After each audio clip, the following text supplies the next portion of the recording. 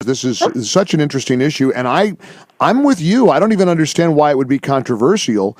I think the controversy lies in expecting an atheist to say the words "So help me God," which is contrary to his beliefs. But we'll take some calls. 1-800-655-MIKE, 800-655-6453. Monica, what are the next steps now? Your client is planning to sue the government and sue the Air Force?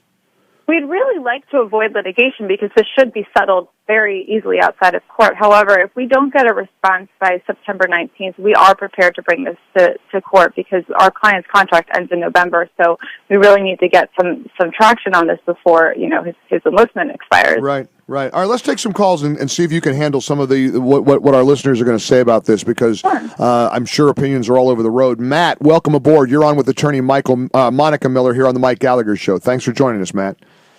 You're welcome, Mike. Hi, Monica. Hi. I find it hard to believe there's not precedence. And going back to the Colonial Army, I have a suspicion, and I think it was dealt with back then. I have a hard time believing that Washington would let an atheist into the Colonial Army. I think he had a requirement to attend church in the Colonial Army weekly.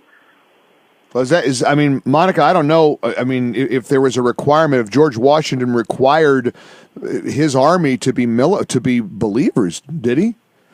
I am not aware of any such history. The precedent that I am aware they of were. Let's go back. Pardon me, but the founding fathers they were believers, and they were strong believers. And in fact, George Washington dispatched chaplains. There's no question Matt is right about the faith of our founding fathers. I just don't know that there was a military requirement that you had to be a believer to serve. I don't believe there was either. I'm not aware of any such requirement.